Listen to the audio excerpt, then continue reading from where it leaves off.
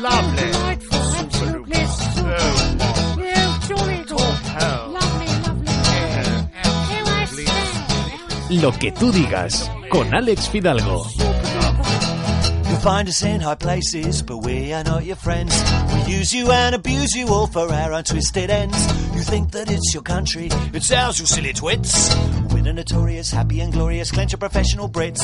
You'll find us Arturo González Campos es locutor, guionista, actor, humorista, podcaster y friki orgulloso.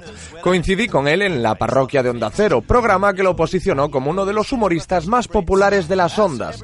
En la actualidad triunfa con Todopoderosos, un podcast de referencia para todo cinéfilo, y con el Cinemascopazo, un programa para la plataforma Fluxer de A3 Media, donde el cine también es protagonista. Y es que de pequeño Arturo quería ser director, pero descubrió que los toros se ven mejor desde la barrera.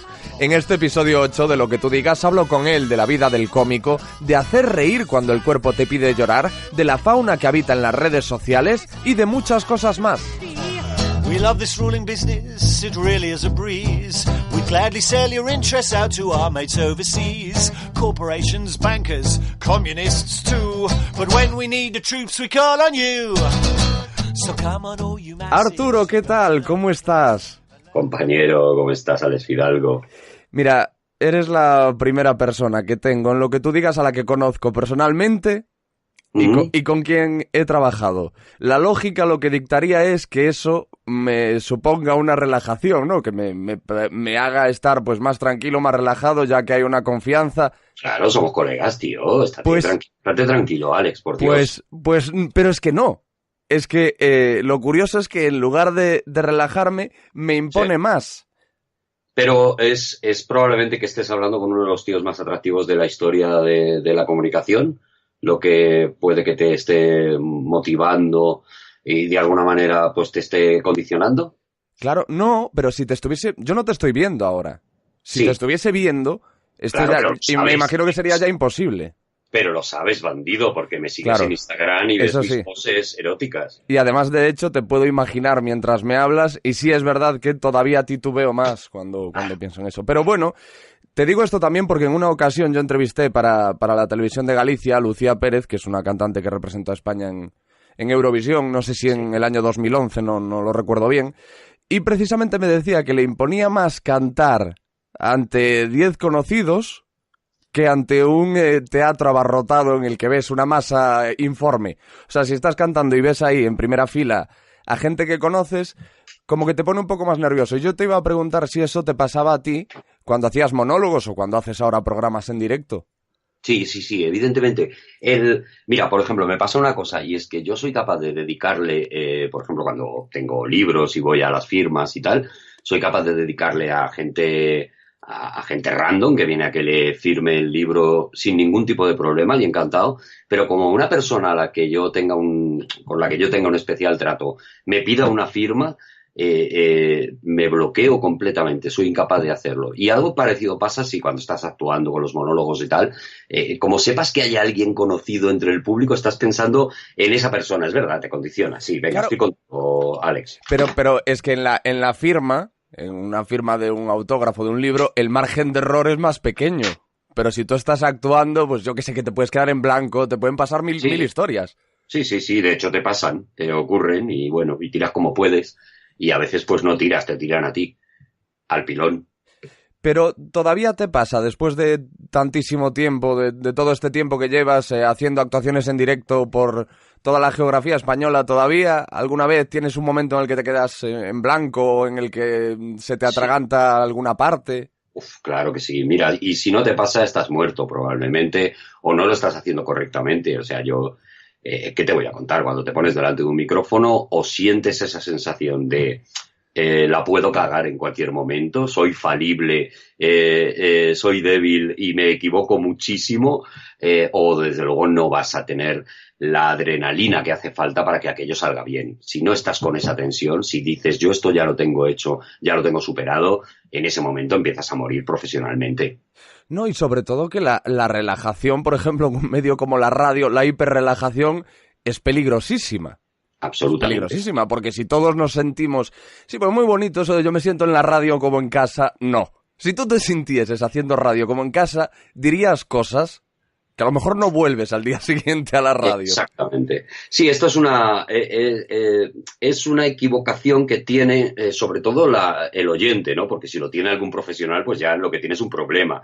Esto de que para parecer cercano lo que tengo que hacer es comportarme como si estuviera en mi casa, en absoluto. Tú estás haciendo un acto de comunicación, tú estás haciendo un show de comunicación, da igual del tono que sea de humor, sea de información, lo que sea, pero tú estás haciendo una representación de algo. Tú no te puedes comportar como te comportas en tu casa, porque probablemente al tío que tú eres en tu casa nadie querría escucharlo. Así que no, tienes que fabricar un personaje, una persona que es una persona que intenta llegar al oyente y decirle las cosas de una manera que le sean atractivas.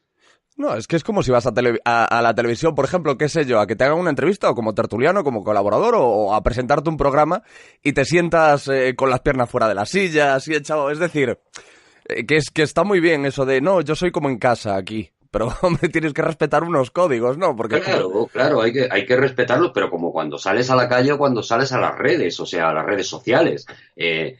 Una cosa es nuestro yo interior bajo techo y otra cosa muy diferente es la persona a la que presentamos a la calle. Yo ahora mismo, y esto es algo que quiero que asimiles durante toda la entrevista, estoy en calzoncillos, Alex Fidalgo. Sí, yo también.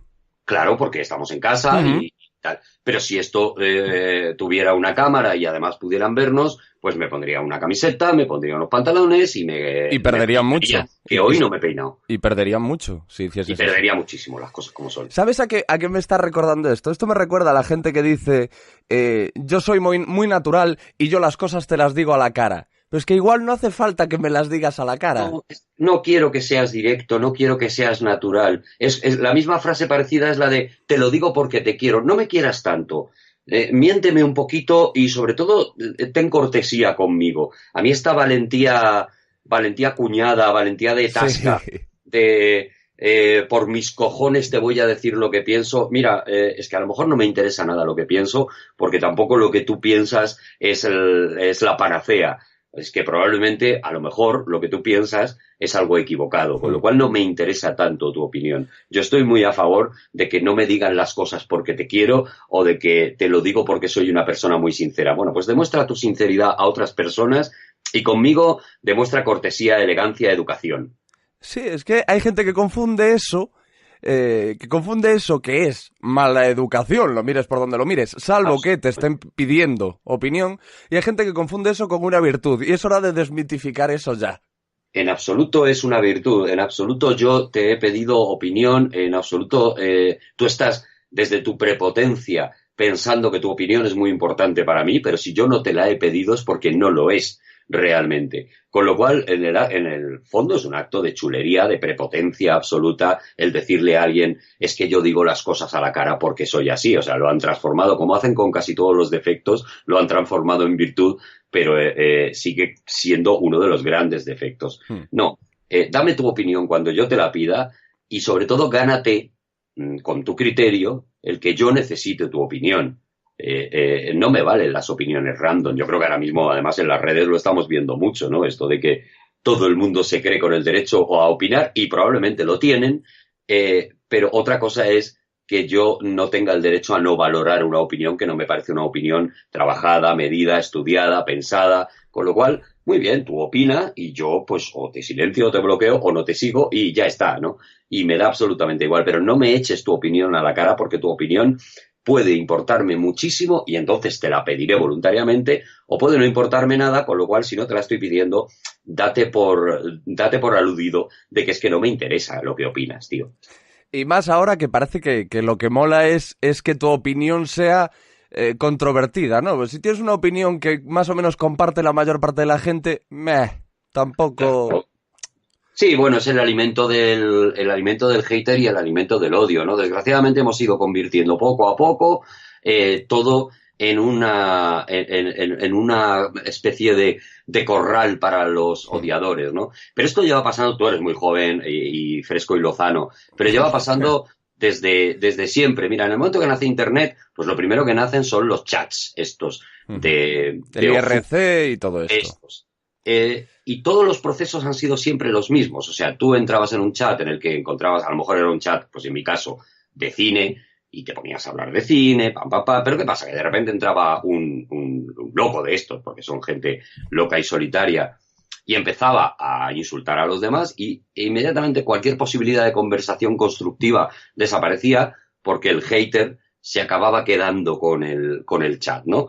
A eso le seguían otros haters, o gente que había entrado ahí a hablar, pero el odio de este hater primario, primigenio, digamos, paciente A, paciente cero, les había provocado, y a los 4 días entrabas allí y ya aquello era una especie de corral de insultos y demás, ¿no?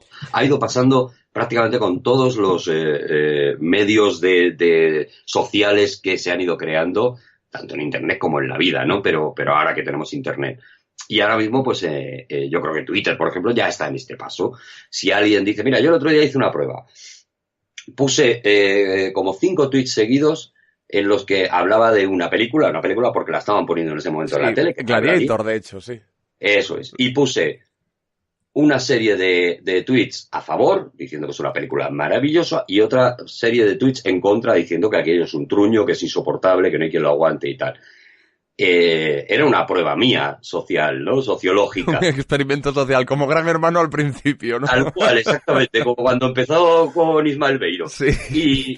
¿Y qué ocurría? Pues que los tweets de odio hacia la película tenían un montón de retweets, un montón de likes, un montón de contestaciones, y los tweets buenos a favor de la película, pues tenían como mucho un par de ellos diciendo, sí, yo opino igual, me gusta mucho, qué guay. Eso es. Claro, pues al final es eso, ¿no? Ese experimento que hice el otro día, lo hice para demostrar una obviedad, y es que si tú entras en una red social con un mensaje de odio, inmediatamente vas a tener 2 tipos de contestación. Los que están de acuerdo contigo y entonces te van a aplaudir y van a decir qué machote eres y qué guay eres, y los que están en contra, que encima te van a dar vidillas. Si tú estás muy aburrido, no tienes nada más que poner un tuit odiando lo que sea, da igual, que inmediatamente vas a tener la tarde echada, ¿no? Pero eso pasa, Arturo, porque es que yo cuando, por ejemplo, voy a un restaurante y me atienden bien, digo, pues qué maravilla de atención, salgo muy agradecido y me voy a casa.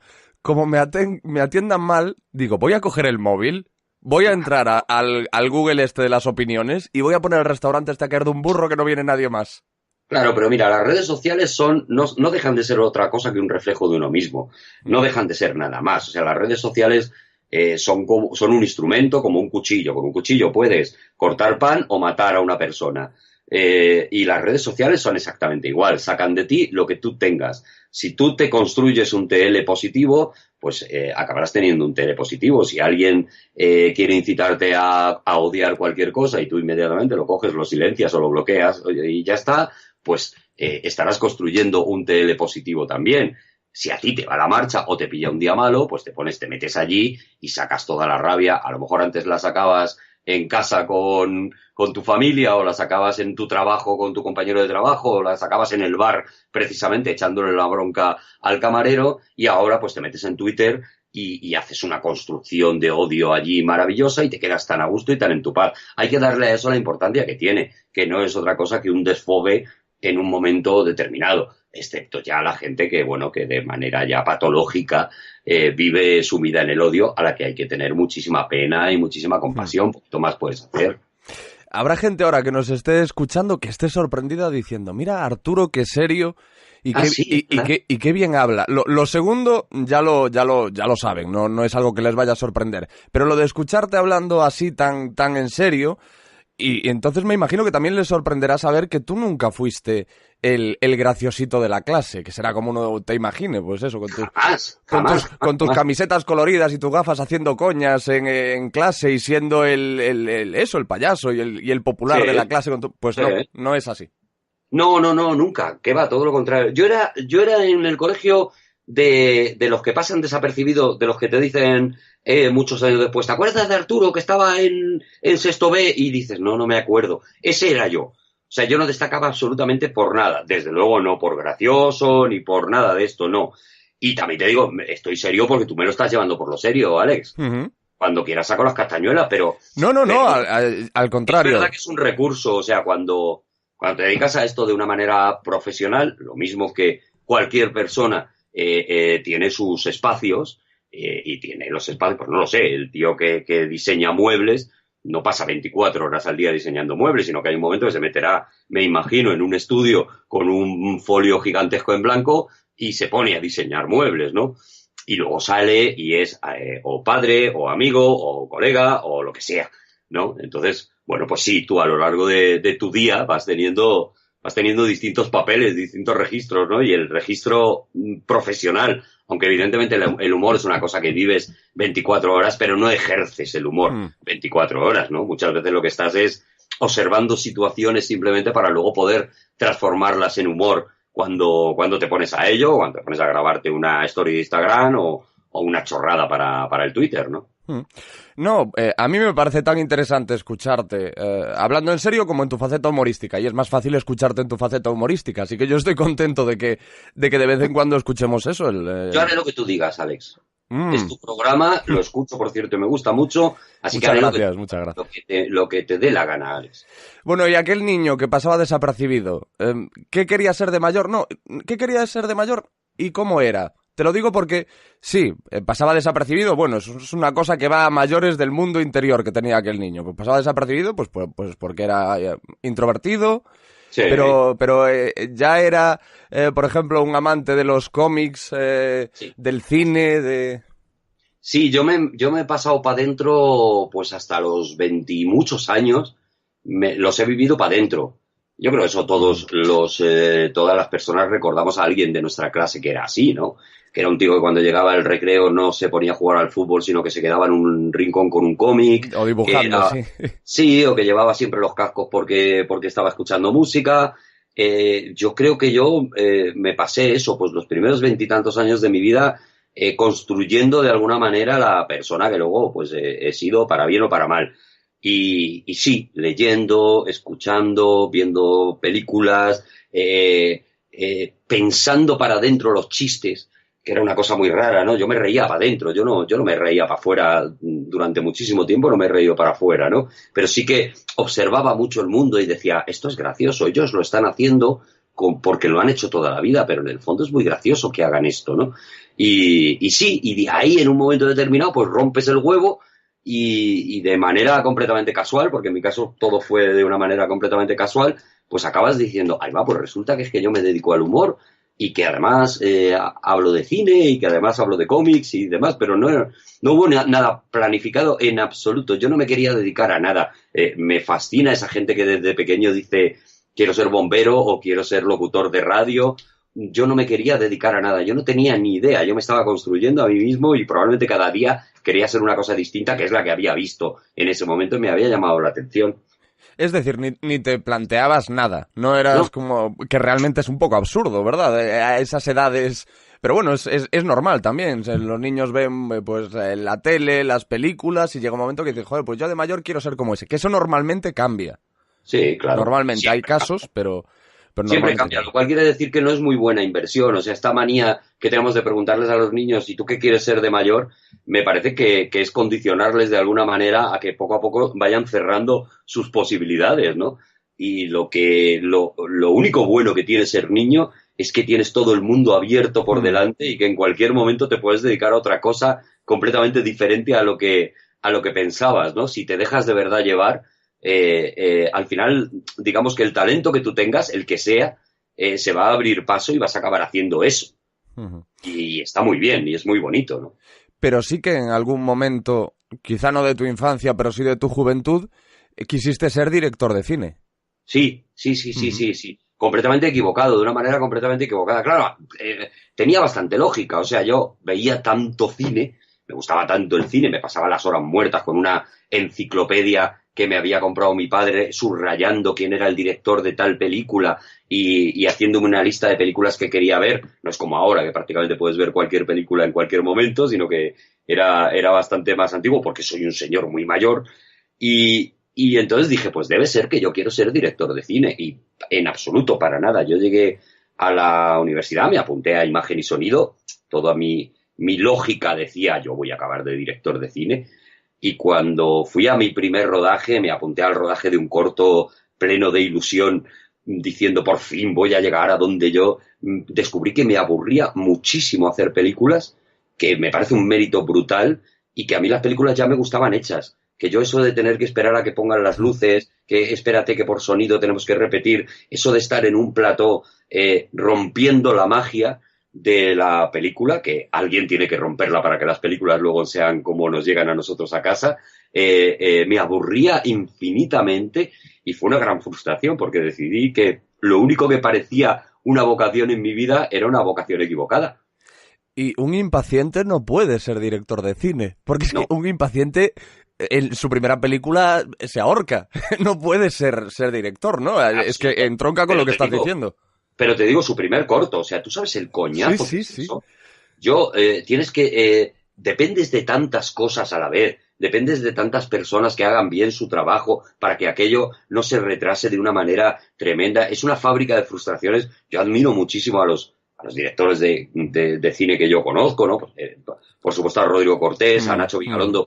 Les admiro tantísimo cuando veo que te están hablando de un proyecto que a lo mejor tú vas a poder ver 7 años después, pero que ellos van a estar esos 7 años día a día trabajando en ese proyecto para que al final salga. Me parece una cosa tan meritoria y de la que soy tan absolutamente incapaz, que por eso les admiro tanto. Yo no puedo hacer eso, no soy incapaz, porque tú bien lo sabes, soy una persona vehemente, impaciente y quiero las cosas, las quiero ya, las necesito en este momento, soy una persona insoportable.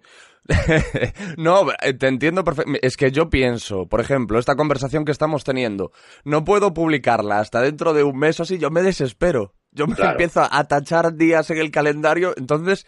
Pero bueno, por ejemplo, has mencionado a Rodrigo Cortés, que de todas formas más adelante te comentaré algo al respecto. Pero es un tío... Me lo imaginaba. Es un tío que transmite mucha tranquilidad. Es un tío al que yo he tenido oportunidad de conocer cuando estábamos en la radio, en la parroquia, y es un tío que transmite mucha tranquilidad y que transmite esa paciencia necesaria para ser director de cine. Exactamente, o sea, eso es lo principal que tienes, que necesitas para dirigir una película o para hacer un macroproyecto de esto, ¿no? También yo he trabajado en televisión, es algo muy parecido, ¿no? Necesitas paciencia y distancia. Necesitas una cosa que yo admiro muchísimo en la gente, porque yo no la tengo, que es ser capaz de valorar la dimensión de los problemas que te vienen. Y decir, inmediatamente, cuando te vienen 5 problemas a la vez, decir, vale, la prioridad es este no es tan importante, así que lo paso al puesto 5, este es medio importante, es decir, que a medio plazo se puede acabar solucionando, lo voy a pasar al 3, eso es una cosa mágica que es capaz de hacer, pues es un tío como Rodrigo Cortés, que tiene una capacidad de analítica y de estructura en su cabeza, de la que yo desde luego carezco. Nosotros, pues seguramente por eso somos animales de lo inmediato, ¿no? De la radio, de un show en directo en el que el público, tú estás viendo cómo reacciona, tú reaccionas en función de cómo está reaccionando el público y te vas adaptando y aquello está vivo y en el momento que termina ha terminado y en el momento que empieza ha empezado y nosotros creo que por lo menos hablo por mí, creo que somos capaces nada más que de eso, no somos capaces de la estrategia, de la estructura que necesita el hacer una obra tan grande como eso, en este caso una película, ¿no? Que estamos hablando. Hablas por los dos. ¿Sabes? Sí. A mí lo que me pone muy nervioso es que has tocado el tema de la televisión. A mí alguna que otra vez me han preguntado, como he tenido oportunidad de probar ambas cosas, me han dicho, ¿no te gusta la televisión más que la radio? A mí la televisión me pone muy nervioso porque es muy raro que tu trabajo solo dependa de ti. Es decir, tú eres un presentador y es que el guión estaba así o asá, es que no me han pinchado tal plano, es que no ha entrado no sé qué. En la radio, al final, tú la cagas tú o el que sale adelante eres tú, normalmente. Sí, no deja de ser también una cuestión de ego, quiero decir, y de que la gente, a lo mejor que hacemos este tipo de cosas, pues nos creemos con suficiente valía como para arrancar nosotros con nuestro equipo en cada momento, quiero decir, no eres solamente tú, pero sí un equipo que tú controlas, un resultado que tú controlas y demás, ¿no? Y es verdad lo que tú dices, ¿no? La televisión es, en ese sentido, absolutamente cruel en cuanto a las expectativas que tú tienes de lo que has preparado y lo que acaba resultando, ¿no? Algo parecido ocurre con el cine, y eso también te lo dicen los directores, que al final pues dependes, por ejemplo, de que el actor que has elegido no te está resultando como tú querías y de repente tu película tiene que cambiar porque te tienes que adaptar al tipo de interpretación que está haciendo, o el director de fotografía o el de sonido o cualquiera de ellos, ¿no? Eso es una cosa que nosotros probablemente somos incapaces de manejar. No tenemos la bonomía, en mi caso por lo menos, no tenemos la bonomía suficiente como para aceptar las aportaciones buenas o malas de los demás, sí. Bueno, y los directores de cine, el otro trabajo que tienen, que yo lo veo desde la distancia y la admiración total y absoluta, es domar los egos. Hablaba mucho de esto de Francis Ford Coppola, de lo difícil que era dirigir a Marlon Brando en Apocalypse Now, que era terrible, que Marlon Brando hacía lo que le apetecía. O sea, sobre todo, bueno, hablamos de Rodrigo Cortés, la gente a la que ha dirigido Rodrigo Cortés, pues vete tú a saber con qué problemas se ha encontrado. Sí, claro, no solamente domar los egos, sino dejar claro desde el primer momento que al final tu opinión es la que va a tener que valer.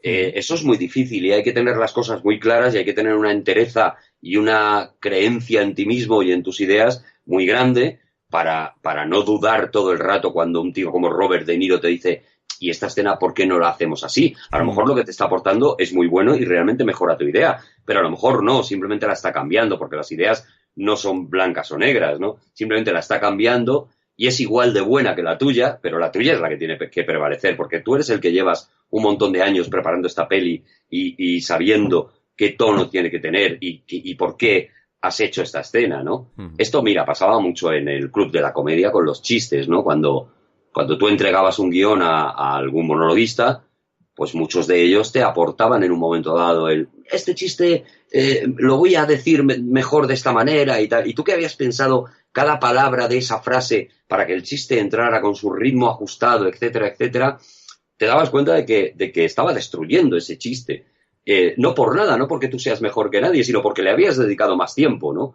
Esto es una cosa que tendemos a no respetar. Creo que en ningún lado, pero en España especialmente, a no respetar la opinión de la gente que lleva muchos años dedicado a esto. Esto ya lo hacía tu madre cuando salía del médico, de un señor que se había hecho 6 años de carrera y un MIR y le había dado un diagnóstico determinado y salía del médico diciendo: este no tiene ni idea, ahora te doy un Octalidón y te metes en la cama. Y tú decías: no puede ser, o sea, no puedes tú saber más que este señor que lleva 6 años o muchos más y un montón de años de práctica tratando pacientes. No puedes tú saber más por una especie de ciencia infusa, ¿no? Y nosotros tendemos mucho a eso, ¿no? Tendemos a no valorar el trabajo de una persona que lleva muchos años. Cuando tú escuchas a Rodrigo Cortés, no solamente te das cuenta de que ha dirigido a muchos grandes, te das cuenta de que se ha visto todo el cine del mundo. Eso tiene que valer para algo. Y no puede ser que tú, que ves las 4 películas que estrenan en Netflix y te has visto unas cuantas más, pienses que tu opinión está al mismo rasero que un tío como Rodrigo Cortés, que es capaz de contrastar no ya con el cine que ha visto en estos últimos 5 años, sino probablemente con casi todas las películas de la historia del cine, que te puede llevar de repente a Romer o te puede llevar a un referente, a Griffith en el cine mudo. Evidentemente ese tío sabe más que tú y desde luego que yo de cine y su opinión vale mucho más. Y hay que empezar a valorar las opiniones, hay que empezar a darle un valor a las opiniones. El gran problema que tienen los likes es que han democratizado la opinión. O sea, el like que yo le doy a un vídeo sobre, te voy a decir algo de lo que no tengo ni idea, sobre ingeniería náutica, vale exactamente lo mismo que el que le da a un tío que está terminando la carrera o que ya ha terminado y lleva 20 años de experiencia. No vale lo mismo. Son 2 likes, cuenta 2 likes, pero no son el mismo like, en absoluto. Hombre, yo creo que es mundial, pero es muy español también, ¿no? Lo de estar viendo un partido de fútbol y decir: Guardiola no tiene ni idea. Guardiola no tiene ni idea porque ahí lo que teníais que hacer es un 4-3-2, no sé qué, o sea... Somos entrenadores de fútbol, somos opinadores, somos críticos de cine, somos médicos, ya digo, yo también creo que es mundial, ¿eh? seguramente hablo de que en este país porque es lo que yo vivo cada día, pero sí que me parece que aquí está especialmente enconado ese sentimiento, ¿no? Todos sabemos de todo y eso lo vemos en Twitter, o sea, de repente hay una noticia de música y todo el mundo sabe de música, todo el mundo opina sobre un cantante que se ha muerto y del que escucharon una vez 3 temas y nada más. Y opina exactamente igual ese señor que el tío que tiene toda su discografía, se sabe, tal, se ha visto todos los documentales sobre su vida, etcétera, etcétera, etcétera, ¿no? En ese sentido, a eso me refiero. Estás reproduciendo una conversación, de hecho, que hemos mantenido tú y yo en Twitter, que es Sí. la de los sabios de Twitter y los fans post-mortem, que son dos razas que son verdaderamente apasionantes. Sí, a mí me tienen fascinado, de verdad. Me tiene fascinado la capacidad de todo el mundo, no solamente de expresar su opinión, sino de lo a gusto que se quedan cuando lo han expresado. Eso es lo que más me... Porque si tú expresas una opinión no validada, es decir, no trabajada, y en el fondo te sientes un poco culpable, pues digo, bueno, pues vale. Pero no, ellos no solamente la expresan, sino que además dicen esto de respeta mi opinión o no. Quiero decir, no tengo obligación de respetar todas las opiniones porque hay opiniones que no están trabajadas, tío. Y tu opinión no la respeto. No la respeto porque sobre este tema que estás opinando no tienes ni idea. Y si no tienes ni idea, no puedes tener respeto. Es eso, es como falta de miedo, ¿no? O sea, es decir, porque yo, por ejemplo, hay ciertos temas en los que... Y de hecho, este podcast nace de mi ignorancia. O sea, la ignorancia es el germen de este podcast y por eso es tan grande, Fidalgo. Es la necesidad de saber más. O sea, pero es como que yo, por ejemplo, cuando estoy en una conversación y se habla de algo que no sé, estoy acojonado. O sea, es que no digo nada porque digo, va a quedar claro que no tengo ni pajolera idea. Entonces me callo, me muero de la rabia y digo, voy a hacer un podcast de esto y voy a aprender para que la próxima vez no me pase. Mira, hay una anécdota preciosa que está en un libro que además hemos recomendado en la parroquia alguna vez. Es uno de mis libros de referencia. Se llama Harpo habla y es la autobiografía de Harpo Marx. Y es un libro precioso, de verdad, que recomiendo a todo el mundo que se lo lea porque está lleno de enseñanzas de vida. Harpo Marx entra porque era muy admirado por los grandes literatos y los grandes críticos de aquella época, y entra en la tertulia del Algonquin. El Algonquin es un café que está en Nueva York, en el que se reunían algunos de los más grandes genios de la época, de los más grandes ideólogos de la época. El Café Gijón de Nueva York, ¿no? Algo así. Pues imagínate, ¿no? El Café Gijón de Nueva York era el Café Gijón del mundo en aquel momento, sí, en el que Nueva York era realmente el centro de la sabiduría occidental, ¿no? Y a este tío, a Harpo Marx, le llaman para invitarle a esta tertulia, y él hace una cosa que me parece fascinante. Él estuvo yendo durante casi 5 años a esa tertulia y no habló jamás. Él, la única condición que puso para participar de esa tertulia es: no quiero sentirme obligado a hablar, solo quiero escuchar, porque es evidente que yo no estoy al nivel de estos señores que están aquí sentados. Entonces me dais este privilegio, desde luego no le pienso decir que no, pero no me pidáis que opine porque no estoy preparado para opinar. 5 años tardó él en considerarse preparado para opinar, y cuando habló por primera vez en esa tertulia era porque había salido el tema de la comedia, que era el único tema en el que él sentía que sí que podía dar una opinión trabajada, versada, desde la experiencia, desde lo que él había vivido. Mientras tanto permaneció callado, ¿no? Pues eso. Es que hablé de algo muy, muy similar precisamente con otro compañero, con Juan Carlos Ortega, y es que lo de Harpo, esta anécdota que has contado, es un rasgo inequívoco de inteligencia. La ignorancia yo creo que está en hablar sin saber, precisamente.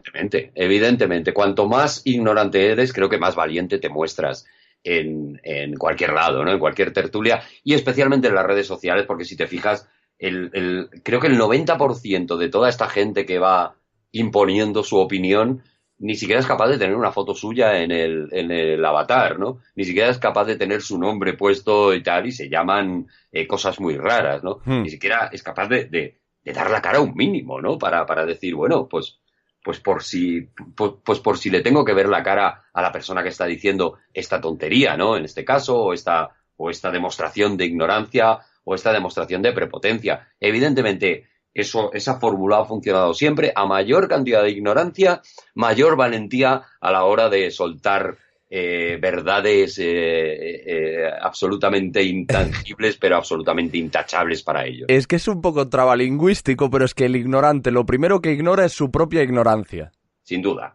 Ahí estamos en el solo sé que no sé nada, Eso que es realmente la única certeza que uno debe tener, ¿no? Y luego todo lo que no sea poner en duda tus conocimientos cada 3 minutos es haber muerto. Yo creo, sinceramente, que el apocalipsis zombie, la guerra mundial Z, empezó hace muchos años y estamos rodeados de gente que está muerta en vida, ¿no? Toda esa gente que ya ha decidido lo que piensa de cada una de las cosas de la vida, creo que son muertos vivientes, porque yo creo que dejas de crecer el día que dejas de dudar, el día que dejas de plantearte las cosas, el día que dejas de decir, a lo mejor esto que dije era una gilipollez como un piano y a lo mejor la cagué.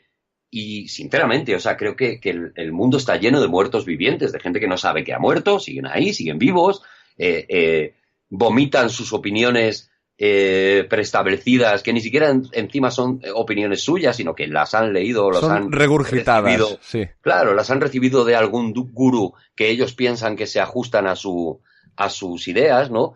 Y entonces, pues eso, de política opino esto, soy de derechas o soy de izquierdas, entonces esto es lo que tengo que opinar, me compro determinados periódicos o leo determinadas cuentas de Twitter que me dicen lo que tengo, o escucho determinadas tertulias que me dicen lo que tengo que pensar sobre esto desde la base de que soy de izquierdas o de derechas o de lo que sea. Soy de tal equipo de fútbol y por lo tanto lo que yo tengo que decir ante una situación determinada que implica a mi equipo o que implica al equipo rival es algo que evidentemente es completamente previsible, puesto que yo me he puesto ya este color. Pertenezco a tal país y por lo tanto esto es lo que digo para defender a mi país en contra de los que no defienden a mi país, porque yo considero que mi país tal. Eso, para mí, esos son muertos vivientes, son gente que jamás va a crecer o que ya ha muerto y entonces cómo va a crecer, evidentemente. Bueno, estamos totalmente de acuerdo, me está pareciendo pues tampoco me gusta que estemos tan de acuerdo, ¿eh? Pero está pasando, ¿qué hacemos? O sea, pues plantéame cosas, o sea, dime, no tío, eres un imbécil, yo qué sé, algo así, lo que te iba... Bueno, pues eres un imbécil, pero... Es una escena tarantiniana que me está gustando regular. Pero lo que te iba a decir es que podríamos grabar un podcast entero, un episodio entero, o un podcast entero hablando de estas cosas. Seguro que habría puntos en los que estaríamos en desacuerdo y podría sacar al señor mayor enfadado, pero tampoco quiero perder la posibilidad de seguir hablando de tu trayectoria, que además va a haber mucha gente que escuche este episodio. Pues a mí esto me interesa más que lo de trayectoria, pero como es tu programa, pues haré lo que tú digas. Claro, pero bueno, oye, que hemos tenido una buena charla y que van a surgir más cosas, porque yo tengo aquí para hablar contigo que no lo sabes tú bien. Entonces, precisamente por eso digo... ¿Vale? O algo, porque... Sí, me voy a traer... Aquí no hay límite de tiempo, yo te lo pongo por delante. Vale, pues ya está, pues cuando tú me digas... Pues perfecto, pues adelante. Lo que te quería decir... ¿Te importa que ponga el ventilador? A lo mejor suena un poco. No. Bueno. Hacer, cuando estamos grabando este podcast, pues es todavía de día y es verano, porque esto lo puede escuchar la gente. Otra de las cosas maravillosas de los podcasts, que esto a lo mejor lo escucha la gente con una tormenta de nieve ahí fuera, ¿no? Eso sería precioso. Pues, poniendo el ventilador, ¿vale? Se lo digo a los podcasteros que lo escuchen esto cuando les dé la gana a ellos. Pero eso sería precioso, dime. Al calor de nuestra voz en mitad de la tormenta. Qué horror. Qué rijoso ha sido siempre. Lo que te quería decir, en tu caso... La radio antes que la comedia. ¿Llega la radio antes que la comedia?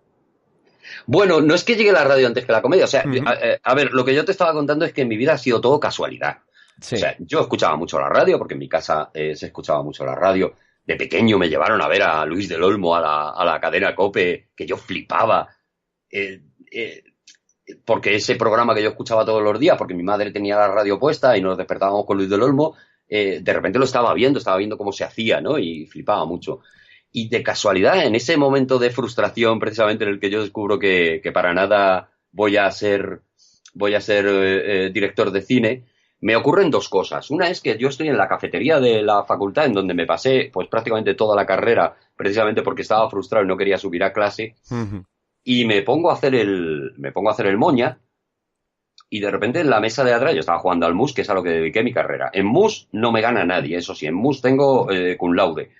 Y de repente pues estaba haciendo el idiota, estaba poniendo voces y demás, y un señor que estaba sentado detrás mío se acerca y me dice: tienes una voz acojonante.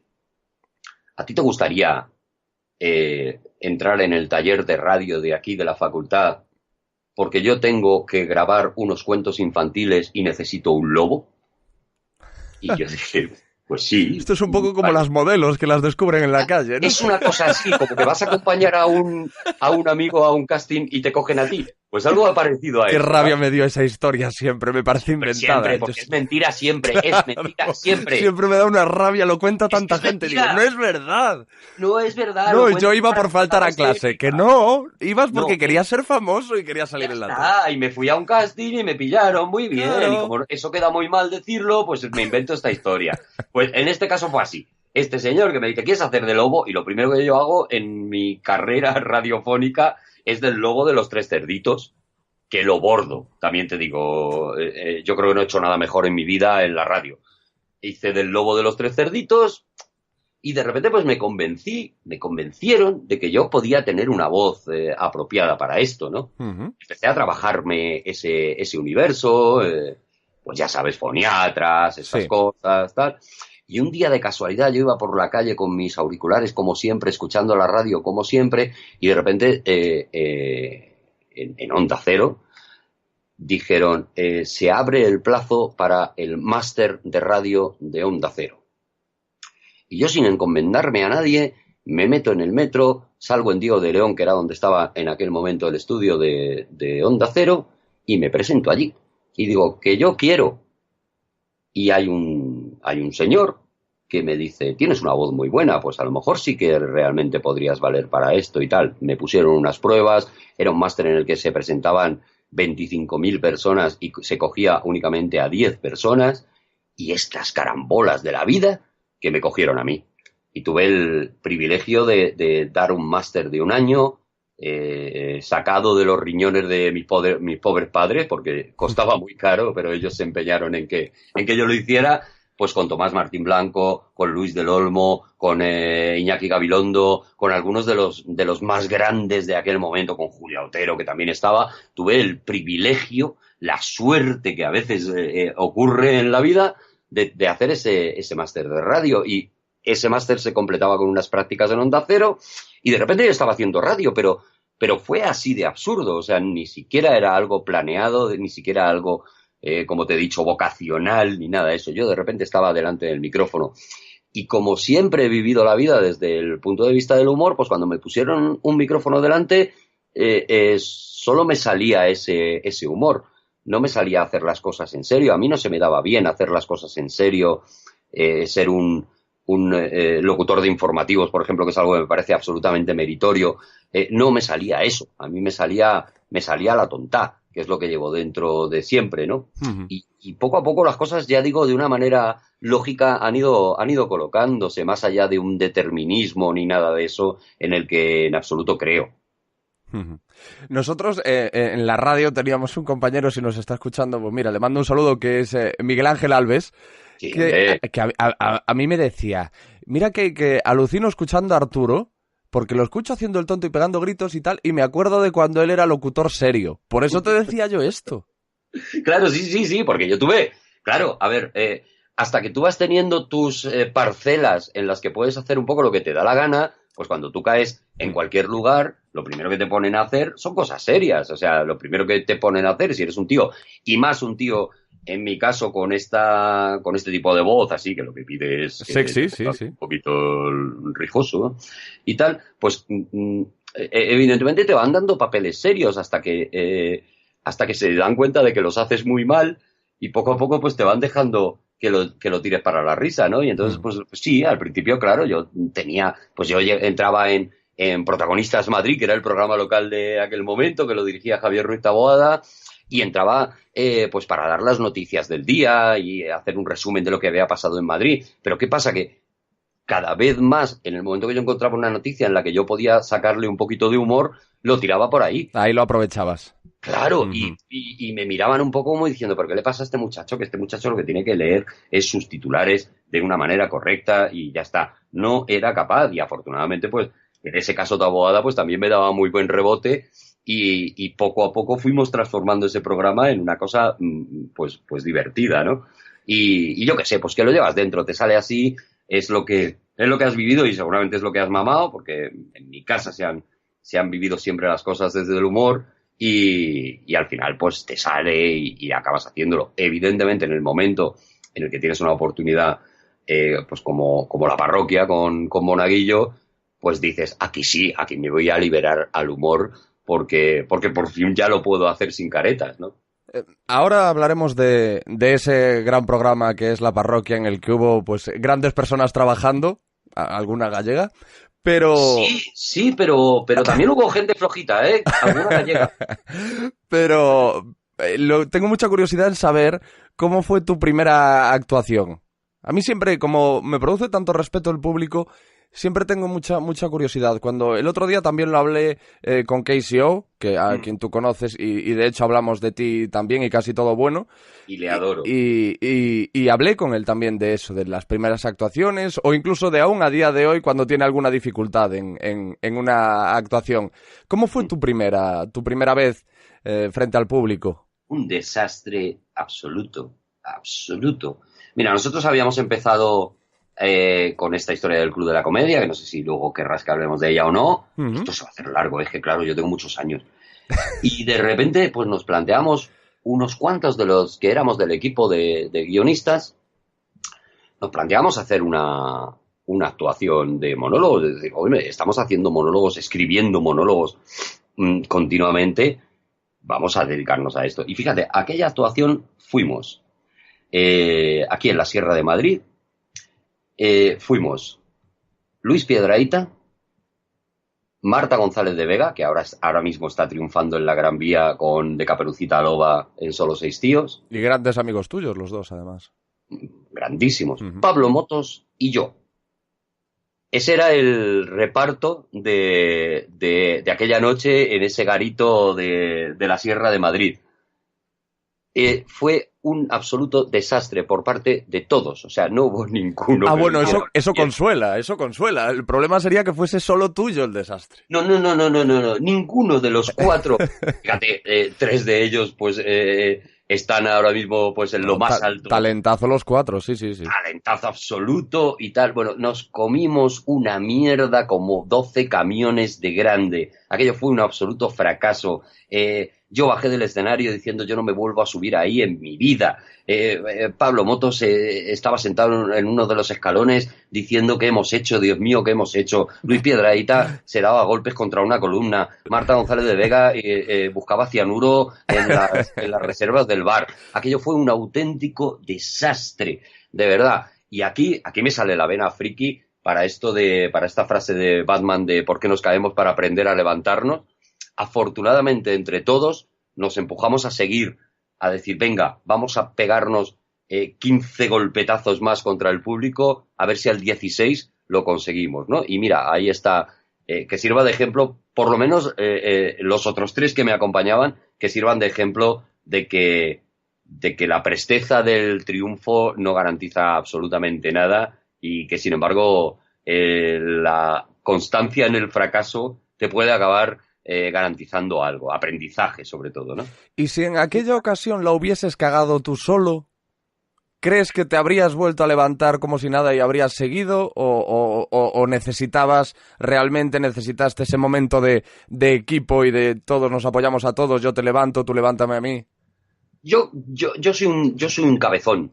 Entonces seguramente sí. Mira, yo te voy a contar una cosa. La primera vez que cuando me saqué el carnet de conducir, mi padre me dejó el R12 y me dijo, hala, venga, vete a dar un paseo con el coche. A 3 calles más allá me pegué una toña brutal contra un camión. Llamé a mi padre llorando y le dije, papá, no vuelvo a coger el coche en mi vida. Y mi padre cogió, me dio las llaves y me dijo, en tu vida no, ahora mismo te vas a volver a dar otra vuelta con el coche abollado. Y afortunadamente no he vuelto a tener casi ningún golpe de tráfico en mi vida. Los he tenido, pero ninguno realmente gordo y demás. Y me considero un conductor aceptable, ¿no? Entonces, como siempre eres lo que has mamado, ¿no? Yo soy un kamikaze y con esa anécdota del coche aprendí que rendirse es perder siempre. Entonces yo seguramente habría seguido haciendo, como de hecho seguí haciéndolo, ¿no? Triunfando muy poco, porque realmente a mí me costó muchos años encontrarme de verdad a gusto en un escenario y hacerlo bien, y mis primeros años son absolutamente lamentables como stand-up, y pido perdón por estos señores que pagaron en su momento por ver un monólogo mío porque era muy malo. Has dejado ahí un buen titular, rendirse es perder siempre, o sea que para ti eso de una retirada a tiempo es una victoria, es un camelo. Absolutamente, una retirada a tiempo es una cobardía y es una rendición a tus posibilidades. A ver, no estoy diciendo que te empeñes en lo que no eres capaz de ser. Parte de la inteligencia también es aceptar tus limitaciones. Pero cuando tú sabes que eso lo puedes acabar haciendo bien y que lo único que te falta es training, es trabajo, es entrenamiento, es estudio, etcétera, etcétera, entonces no hay que rendirse. Evidentemente, si yo me propongo esta mierda de los mensajes de taza de café, de persigue tus sueños... De Mr. Wonderful y todo eso, sí. Me parece el horror. Sí, no, sí. Persigue tus sueños si tu sueño es coherente con tus posibilidades. Si mi sueño es jugar en la NBA, evidentemente soy un imbécil. Y cuanto antes me rinda de eso, muchísimo mejor. Si mi sueño está acorde a las potencialidades que yo creo que tengo, oye, escribo bien humor. Si me pongo a hacerlo en confianza, la gente se ríe conmigo. Soy capaz de aprender los recursos que tienen los grandes para acabar convirtiéndome en un cómico. Hay gente que lo tiene de nacimiento y hay gente que lo tiene que trabajar. Pues ya está. Pues a mí me ha tocado trabajarlo. Pues ahí sí, ahí claro que no hay que rendirse y hay que seguir, ¿no? Pero esto de persigue tu sueño y si lo deseas con la suficiente fuerza, el universo conspira para que lo consigas, una mierda muy gorda. Si la primera ¿Estás diciendo que el universo conspiró para que Hitler durante unos años consiguiera su sueño? El universo es un hijo de puta, entonces. Sí, o lo que pasa en el tercer mundo a día de hoy, no hay que irse así. O sea, ninguno de esas personas sueña y no sueña con suficiente intensidad y el universo pasa de ellos. El universo es un hijo de puta. Ya le he dado titular. Si la primera taza que te dan dice, asegúrate de que tus metas sean alcanzables, ya después que te den las tazas que quieran, pero claro, la primera que te tienen que dar es esa. Esa es la primera, y entonces, claro, ¿qué tenemos alrededor? Pues un montón de frustración, volvemos a donde estábamos antes, ¿no? Gente que piensa que se merece según qué cosas. Gente que piensa que solo por desearlas se merece según qué cosas. No, tío. El deseo es nada más que lo que el acelerador, el arranque, lo que te pone el motor en marcha. Todo el camino lo tienes que hacer tú. Y si no, no te habrás merecido nada. El que piensa que las cosas no cuestan y que las cosas solo por desearlas ya te las mereces, no tiene nada, salvo una caja de frustraciones ahí que se van acumulando y luego hacen, pues eso, que te pongas un avatar de un muñeco y te pongas a insultar a gente. Sí, sí. ¿Hay algo que hayas hecho o que no hayas hecho de lo que te arrepientas? No. Absolutamente no. Radicalmente no. A ver, de lo único que te puedes arrepentir, creo, en la vida... Es de lo no hecho. Por supuesto, de lo no hecho. Entonces, lo sumo a dos cosas. Una es de las cosas que has hecho y han podido hacer daño a otra persona, y la otra, efectivamente, es de lo no hecho.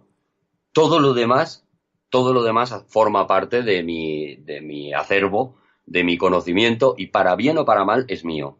Y no me arrepiento absolutamente nada de ello. De uno de mis grandes fracasos, que se llamó El Manicómico, que fue un intento de hacer un bar de comedia en Madrid y tal, y que me comí con patatas, saqué un montón de enseñanzas que me han llevado a construir cosas a partir de ahí maravillosas, con lo cual no, en absoluto me arrepiento de nada, en absoluto.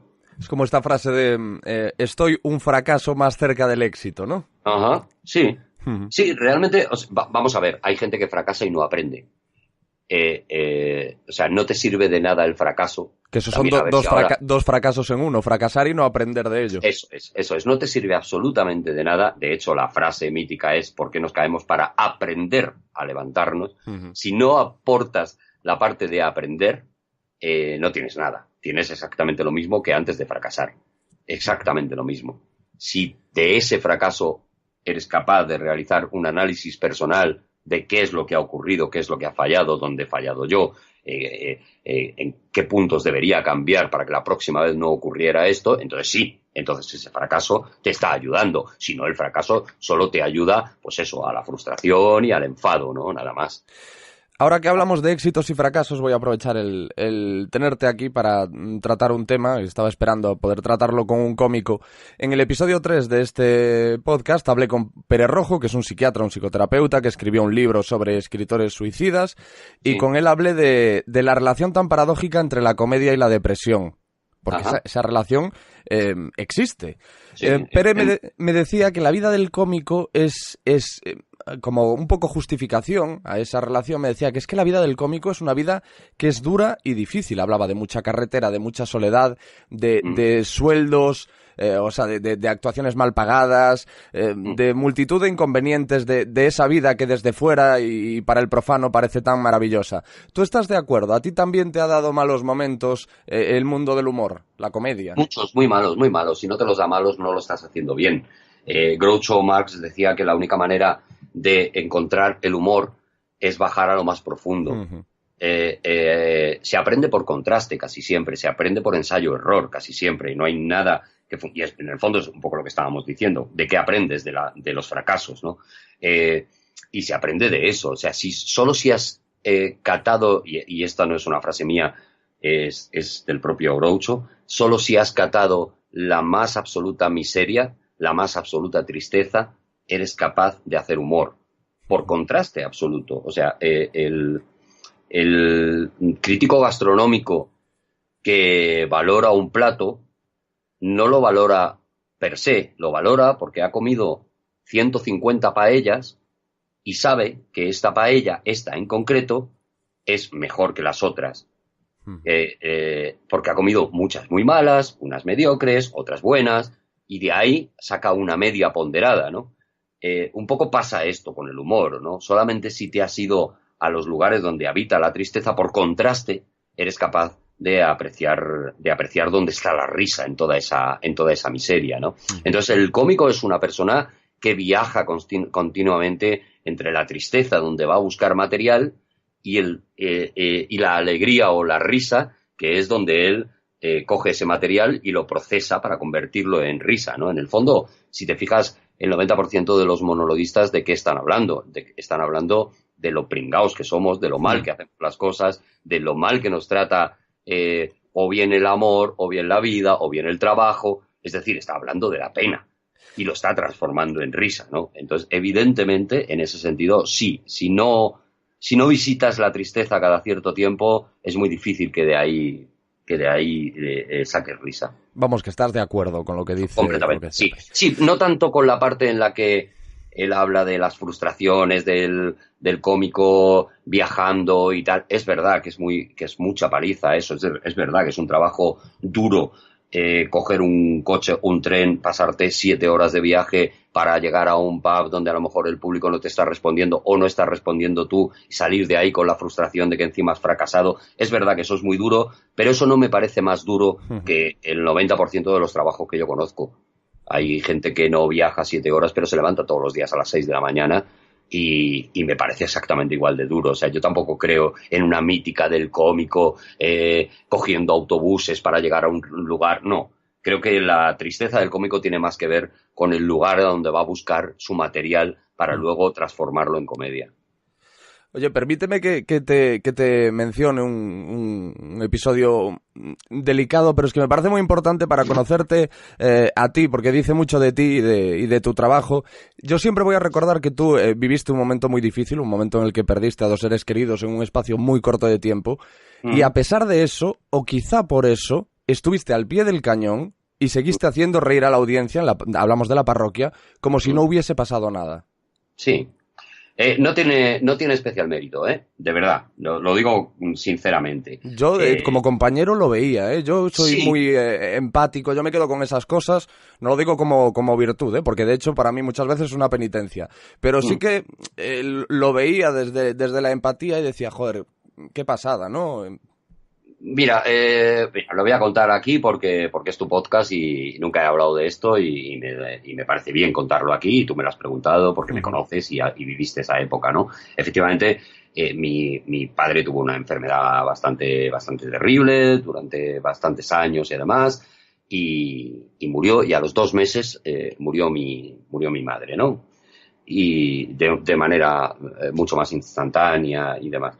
Y yo efectivamente, pues durante mucho de ese periodo, pues salía del hospital en el que estaba pues viendo morir a mi padre y me iba hacia la parroquia y de la parroquia me volvía al hospital otra vez a dormir con él por si le pasaba algo durante la noche, etcétera, etcétera, ¿no? Entiendo lo que tú dices de que eso desde fuera se puede ver como una cosa meritoria y demás. No, en el fondo lo que estaba haciendo en aquel momento la parroquia, la comedia en general, era salvar mi vida y salvar mi estabilidad, porque durante las 2 horas que duraba la parroquia o durante el rato que yo estaba haciendo un monólogo en algún sitio, yo huía un poco de la situación, pues eso, realmente triste que estaba viviendo en aquel momento, ¿no? En realidad, era una válvula de escape durante esas 2 horas, en el momento que sonaba la sintonía de la parroquia, yo sabía que me tenía que convertir en el Carantigua, que me tenía que convertir en el de la tortilla con cebolla, que Monaguillo se iba a meter conmigo, el oyente me iba a decir y yo le iba a decir al oyente, etcétera, etcétera. Y durante esas 2 horas conseguía la higiene mental suficiente como para luego pues salir de allí y afrontar la realidad jodida que estaba viviendo en ese momento. Entonces, te digo sinceramente, Fidalgo, que no lo viví como un acto de heroísmo a favor de nadie, sino probablemente a favor mío, ¿no? A favor de mi estabilidad mental. ¿Esto hacía más difícil hacer la parroquia cuando tú llegabas con toda esa tristeza? Pues sí, evidentemente lo hacía más difícil, pero me acababa compensando, ¿no? Es que a eso voy. Te agradezco mucho la sinceridad y la deferencia que has tenido de contarme esto, pero a eso voy. Es que me parece importante mencionar esto porque da cuenta de lo difícil que a veces es este trabajo, porque la gente se queda con la risa, con el cachondeo, seguro que estás harto tú de escuchar esto de es que qué bien lo pasáis, es que eso no es trabajar. Pero no siempre es así. Tú has estado ahí contra viento y marea y en días difíciles y también sirve, bueno, pues para que la gente se dé cuenta de que hay mucho más, hay mucho más que ver, que hay mucho más detrás del cachondeo, de la juerga y de la risa de cada noche. Bueno, porque tú, trabajas en esto. Hay unos señores que te pagan dinero para que tú hagas esto. Y eso no lo puede condicionar absolutamente nada. Tú tienes un deber, una obligación, que es ponerte allí, en este caso, en el caso de la parroquia, ponerte allí todas las noches, o en el caso de que estés haciendo pues una obra de teatro o un monólogo, hay unos señores que te están pagando para que tú hagas ese trabajo. Y ya está. Es verdad que existe bastante poca empatía con el cómico, ¿no? Y que parece que lo nuestro es fácil, y a ver si poquito a poco vamos consiguiendo que la gente se dé cuenta de que esto es un trabajo, ¿no? Yo veo lo injusto que se está haciendo pues con algunos cómicos en Twitter, por ejemplo, ¿no? Y demás, y yo creo que todos tenemos en la cabeza a gente como mi amigo Dani Rovira, etcétera, que es gente que se está dejando la vida. A veces te hará gracia y otras veces no, pero se está dejando la vida para que tú te rías un rato, y la manera tan fácil en la que la gente banaliza su trabajo, ignora si cualquiera de los cómicos, ya no quiero desde luego personalizarlo de Dani porque soy amigo de muchos cómicos y he conocido situaciones terribles de las vidas de muchos de ellos y les he visto salir al escenario y petarlo y reventarlo y hacer reír a un montón de gente y luego meterse en el camerino conmigo y ponerse a llorar, ¿no? Esto es así, esto del payaso triste, tal, existe realmente. Y no tiene que valer para nada más, porque ya digo, no tenemos más mérito que cualquier trabajador que tiene un momento jodido en su vida y se va a currar me da igual, descargando camiones, regulando el tráfico o poniendo ladrillos o lo que sea, o atendiendo en una tienda. No tenemos más mérito que ellos, pero es verdad que se valora menos eso. No se tiene la percepción de trabajo, que es a donde yo quería exactamente. llegar. Todos los demás puedes pensar, mírale, está trabajando a pesar de lo que lleva en su vida, y sin embargo con el cómico se tiende a pensar que no es trabajo. Es trabajo, es un trabajo muy grato cuando sale muy bien, pero como cualquier trabajo grato cuando sale bien. Si tú estás en una oficina, el día que te cuadran las cuentas en 10 minutos, pues te vas a tu casa súper feliz y súper satisfecho de lo bien que lo has hecho, ¿no? Y aquí, pues, pasa exactamente igual, ¿no? Cuando tú te has puesto en un teatro y has hecho reír a 1.200 personas, pues evidentemente eso es gratísimo, eso tiene una compensación brutal. Cuando haces una película y la gente va a verla y se convierte en la película más vista de la historia del cine español, pues evidentemente eso es un trabajo gratísimo, a pesar de lo mal que lo hayas podido pasar mientras hacías aquello, ¿no? Pero sí que es verdad que en el resto de trabajos se valora eso, y en el trabajo del cómico casi siempre se da por hecho esto de, bueno, lo escuchábamos cada noche, ¿no? Y os pagan por esto, y esto lo hacéis, y de verdad que esto es trabajo, y bueno, pues entiendo que es una cosa difícil de cambiar. Cuando tú estás escuchando a unas personas divirtiéndose, es muy difícil hacer el proceso de, a lo mejor este tío tiene un mal día. Tampoco es lo que tú quieres, porque tú lo que quieres es que piensen exactamente eso, que tú te lo estás pasando muy bien, para ver si de alguna manera tú le transmites esa positividad y esa alegría a la gente, que es para lo que te están pagando. Pero no está mal que de vez en cuando algunos de nosotros reflexionemos sobre que ese tío a lo mejor no está en su mejor momento para hacer reír y está haciendo un esfuerzo personal para conseguirlo, ¿no? Pues sí, está bien que se piense. Esa era la reflexión que buscaba. Ahora, viendo dónde estás y el golpe de timón que has dado en tu trayectoria, ¿qué sensación tienes respecto a la parroquia? ¿Piensas que efectivamente era una etapa que tocaba cerrar, o tú ahora mismo dirías, no, yo me vuelvo ahora? ¿Sabes qué pasa? Que la parroquia, en el momento en el que se acabó, creo que en el momento perfecto. O sea, creo que Monaguillo y yo tomamos esa decisión en un momento que probablemente, si hubiéramos seguido con ello, nosotros estábamos no muy cansados de hacer la parroquia, que era una maravilla y que era divertidísimo, pero sí muy cansados de que cuando llegábamos a hacer la parroquia, cuando a las 2 de la mañana se abría el micrófono, nosotros ya llevábamos un día entero de trabajo de otras cosas, ¿no? No solamente de la parroquia, sino de otras cosas. Pues habían empezado a surgir, con Aguillo le había empezado a surgir cosas en la televisión, yo tenía proyectos, estábamos con los libros a la vez, los bolos los fines de semana. Cuando llegaba el fin de semana no te sentabas a descansar, sino que te ibas a hacer bolos por otros lados, demás. Y nosotros siempre tuvimos el compromiso de, cuando creamos que esto se nos va a notar en el micrófono, nos vamos. Y el cansancio de 8 años, que se dice pronto, pero 8 años todas las madrugadas haciendo un programa, y tú lo sabes bien, que requería un desgaste anímico fuerte, ¿no? Porque era un programa muy intenso. Para que saliera bien había que hacerlo de una manera muy intensa, a mucha velocidad, no solamente velocidad de hablar, sino velocidad de tono y velocidad de cabeza, ¿no? Tenías que estar muy, muy predispuesto para improvisar las cosas durante esas 2 horas. Creo que tomamos la decisión correcta en el momento en que pensamos que se nos podía empezar a notar ese cansancio y que el oyente se podía ver afectado por nuestro cansancio, ¿no? Y en ese momento fue cuando decidimos dejarlo. Que llegado un momento en el que se dan las circunstancias adecuadas, se plantea el volver a hacer la parroquia, encantadísimo, lo haría encantadísimo, porque ahora que ya ha pasado tiempo, por supuesto que echo mucho de menos esas noches, ¿no? Te lo decía porque yo veo que estás viviendo un momento dulce y muy merecido, yo lo sé bien, porque un hijo tuyo, como todopoderosos, no deja de cosechar éxitos y reconocimientos, es referencia para todo podcaster que se precie, yo el primero, y lo mismo es aplicable al Cinemascopazo, que es otro proyecto con el que estáis, que también está teniendo una acogida espectacular, y estoy seguro de que lo estáis disfrutando muchísimo. Entonces, muchísimo. Bueno, yo creo que el tiempo te está dando la razón y está diciendo, bueno, pues quizás sí era el momento de parar aquello y empezar con otras cosas. Bueno, tú sabes perfectamente que yo, en un momento determinado, Monaguillo y yo decidimos ir quitando un poco de tiempo a las llamadas, precisamente porque pensábamos que la fórmula empezaba a agotarse ya, que no estábamos ya aportando nada nuevo, que la gente ya sabía lo que ocurría en la parroquia, y como nunca nos ha gustado no sorprender, pues empezamos a hacer cosas como el Cinexin, el regalito y demás, que ya además de eso aportaban pues un contenido un poco más allá del humor, ¿no? Y efectivamente, pues al principio, como siempre que planteas un cambio, pues hubo muchísimas protestas, mucha gente que decía ¿esto qué es? Queremos más llamadas, etcétera.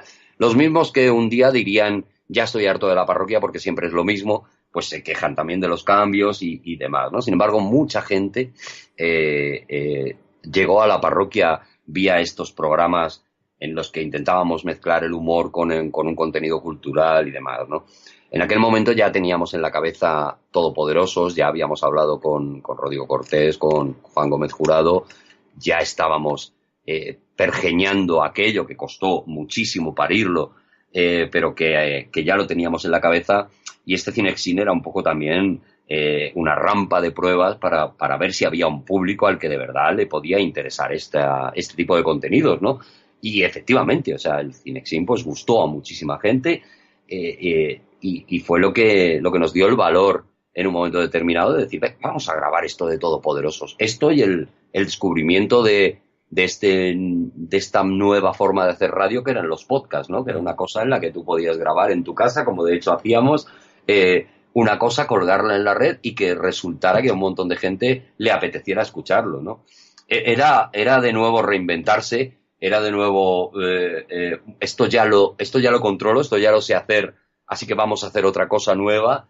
Y afortunadamente pues tuve el apoyo en su momento, pues eso, de Rodrigo, de Juan, de Sergio, de Monaguillo, para lanzar esto para adelante, ¿no? Y estoy encantado, o sea, la repercusión que está teniendo un programa como Todopoderosos es una cosa que me llena de orgullo y satisfacción, sobre todo porque no es una cosa mía en absoluto, es un proyecto de 4 personas que en un momento determinado se ponen en marcha y lo sacan adelante, ¿no? Y un proyecto que luego encima pues viene refrendado por Javier Cansado, por un tío tan grande como Javier Cansado, que cuando Monaguillo pues ya por impedimento de tiempo se quita de en medio del programa porque de verdad no puede hacerlo. No, es que pues él tampoco para. Es que estáis los dos on fire, claro. Lo cual es algo feliz y que da cuenta de que a lo mejor sí era el momento de aparcar la parroquia.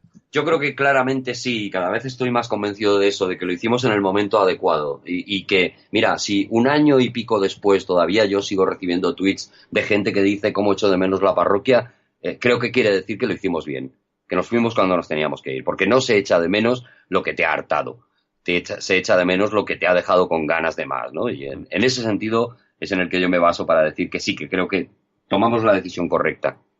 Y eso que la parroquia estaba viviendo un buen momento porque se estaba haciendo concurso al futuro, pero bueno.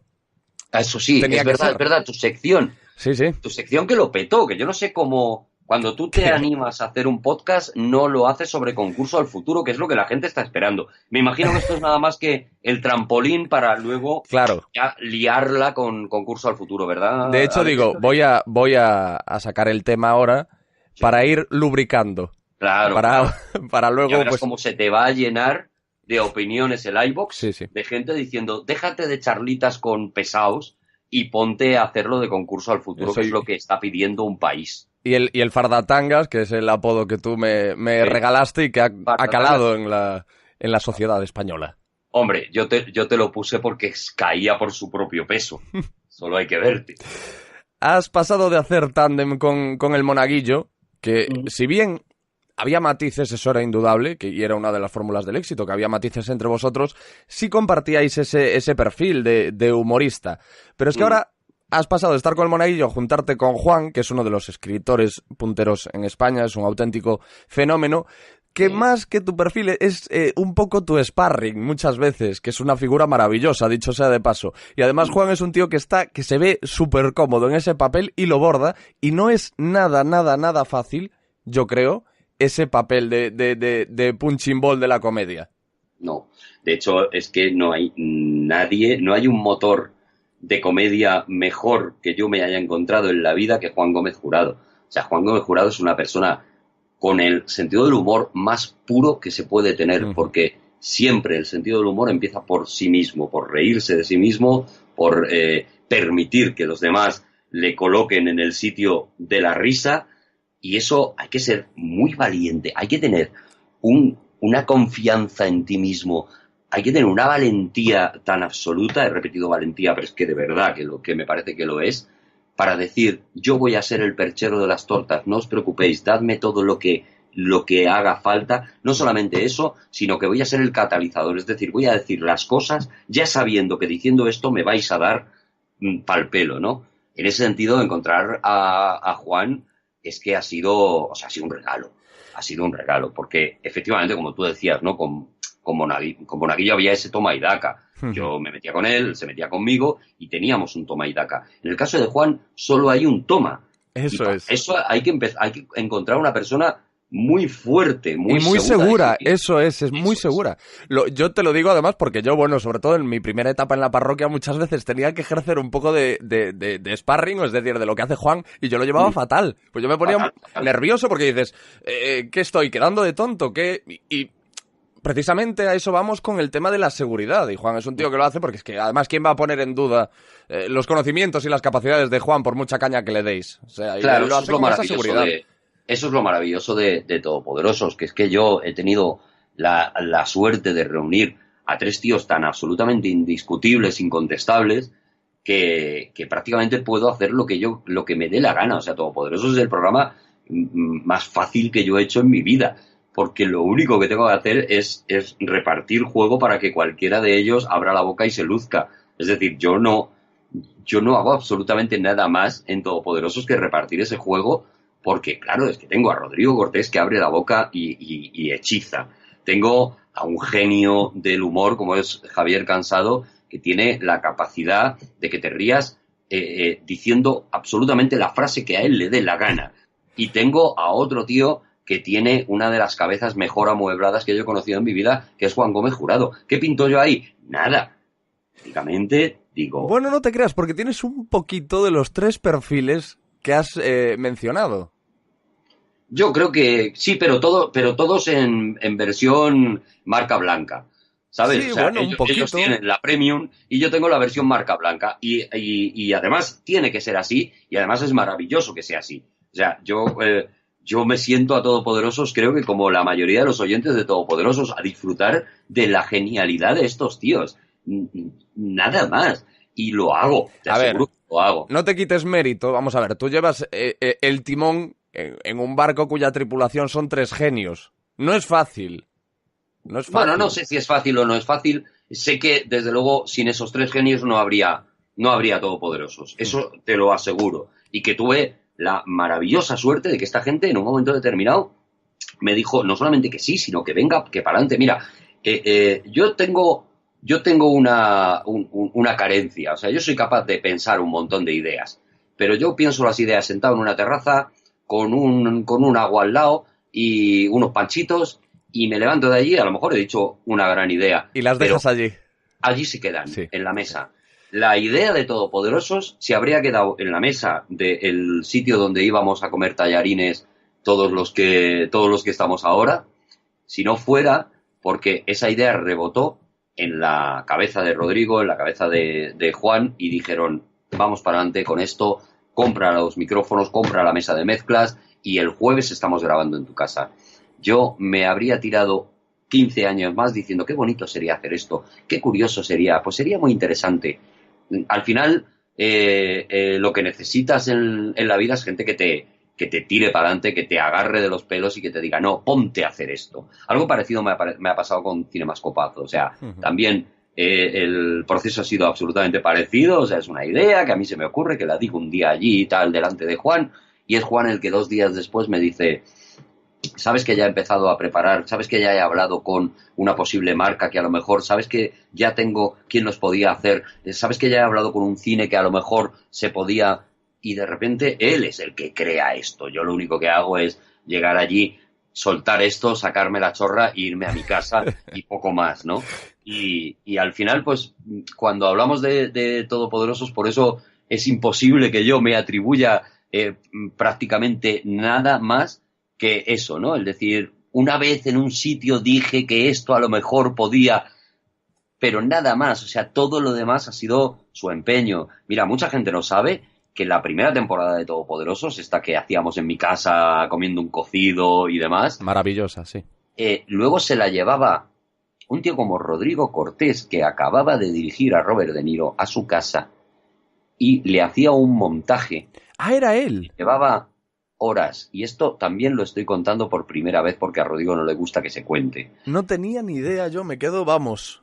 Durante horas y días, Rodrigo Cortés se ponía como un monito a montar ese programa como si fuera una película, como si cada programa fuera una película, para que al final el resultado fuera el que escuchabais los oyentes en aquel momento. Qué Rodrigo bueno. Cortés, uno de los grandes genios de Sí, del montaje, nos estaba montando el programa en su casa, Joder. quitándose un montón de horas de dormir y de preparar sus cosas de las que realmente vive, porque este programa lo hacíamos gratis y lo colgábamos gratis y no había absolutamente ninguna recompensa salvo el gusto de hacerlo. Bueno, pues este tío se lo llevaba a su casa y lo hacía, ¿no? Y se tiraba un montón de horas, te aseguro que un montón de horas montando esos programas, ¿no?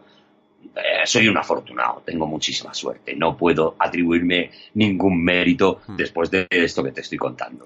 Ahora que dices lo de Rodrigo, recuerdo cuando vino a la parroquia, que era un momento en el que yo formaba parte del equipo, y me acuerdo de verle y decir, joder, este tío le ha dado órdenes a Robert De Niro. Yo estaba allí como mirándole, pero como un niño pequeño, Sí, diciendo claro. que este señor, ¿sabes? Le decía, hombre, yo me lo imaginaba con la voz de Ricardo Solans, es decir, yo me imaginaba pues a Rodrigo Cortés dándole órdenes y Robert De Niro diciendo lo que tú digas, Rodrigo.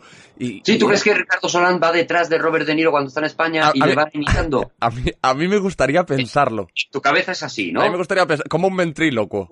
Conviertes en este momento a Robert De Niro un poco Sí. en Barrancas, ¿no? Y es un señor Sí, que sí. le va manejando, le mueve la boca y habla con la voz de Ricardo Solán, Sí, ¿no? sí. Vale, Me vale, encanta, vale, me encanta pensar en esa posibilidad. No, pero en serio, yo estaba le miraba como analizando y diciendo, es que este tío, claro, le decía a Robert De Niro, haz esto, y a Sigourney Weaver, haz esto, haz lo otro, y estaba como, caray, y ¿cómo Claro, pues vosotros os conocisteis? imagínate. Porque él era oyente de la parroquia.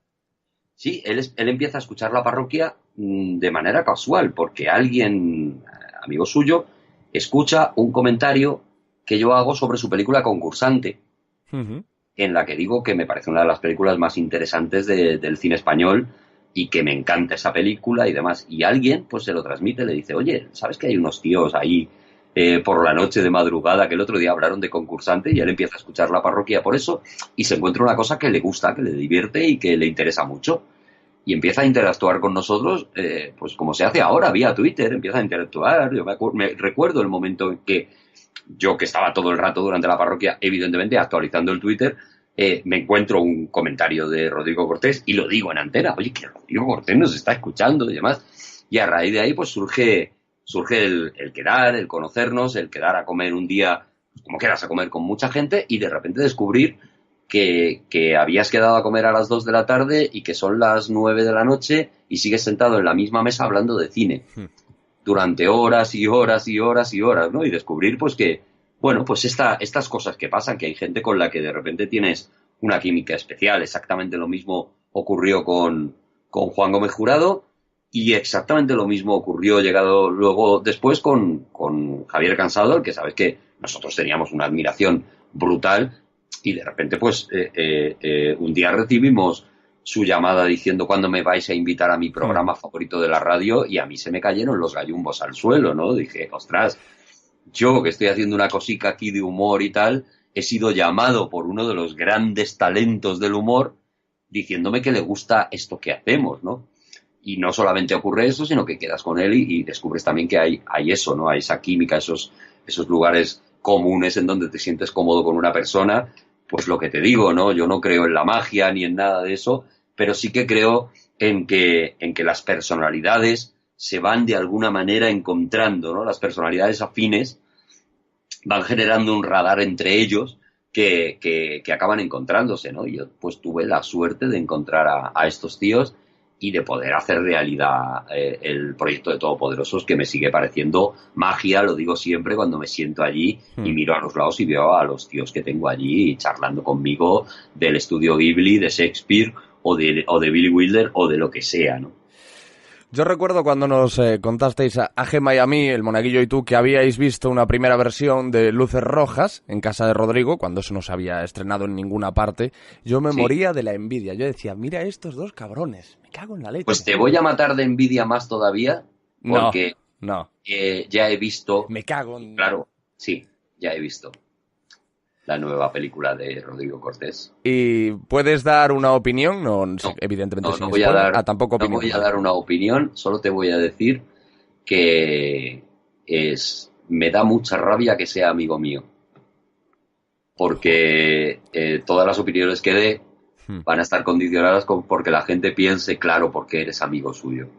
O sea, me parece que lo que la película, que a lo mejor cuando estéis escuchando este podcast ya la habéis visto, la película que tiene Rodrigo Cortés en cartera y que yo he tenido el privilegio de ver, es una película que os va a reventar la cabeza, que es una de mis expresiones favoritas cuando la veáis. Solo me voy a quedar ahí, porque ya digo, creo que también esto de opinar, si antes he estado en contra de las opiniones, pues creo que yo también debo de ejercer con el ejemplo, ¿no? Pero sí, he sido privilegiado de ver la película de Rodrigo Cortés ya. ¿Pero tiene fecha de estreno en España? Todavía no. Ah. No, escucharán este episodio antes, seguro. Por cierto, pues, bueno, hemos mencionado a Gemma Ruiz. Desde aquí, pues, Gemma, te queremos, creo que hablo por los dos. Creo. A ver, maticemos. Gemma es adorable. No es de quererla, Gemma es adorable, pero además es que es una profesional como la copa de un pino. Esa tía lleva la radio en la sangre, en el ADN del cuerpo, y es una tía espectacular que donde esté hay que seguirla, siempre. Gemma Ruiz es una tía que consiguió lo que parecía imposible, que es encontrar un hueco entre dos cabestros, como éramos Monaguillo y yo haciendo la parroquia, y encontró su hueco perfectamente y se ganó su puesto dentro de las voces permanentes de la parroquia, ¿no? Y eso es eso es dificilísimo, y Gemma lo consiguió a base de mucho trabajo, de mucha cintura y de mucha inteligencia para saber adaptarse a ello. Es una tía espectacularmente buena y profesionalmente es una maravilla.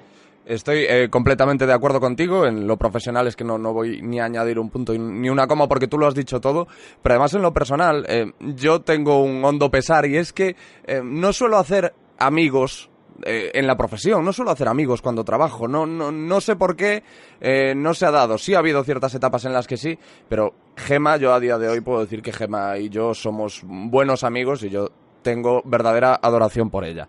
Es muy difícil no querer a Gemma, lo pone muy complicado para no quererla. No, y a donde yo quería llegar es que mira que ha sido incómodo para mí compartir redacción contigo y con ella y ser testigo, porque esas cosas al final afectan, pero ser testigo de toda esa tensión sexual.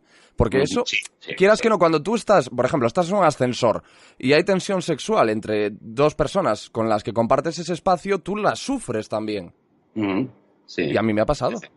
No, claro, hombre, evidentemente, vamos a ver, Gemma estaba coladita por mis huesos, hombre, y eso es muy lógico, y me puso en alguna situación comprometida, pues de encerrarme en un pasillo y yo no saber muy bien cómo salir de ahí y demás. Sí, porque es impulsiva además con ese tipo de Entendía que el animal sexual que yo llevo dentro, el sexo que yo sudo, era muy difícil en el día a día sobreponerte a él.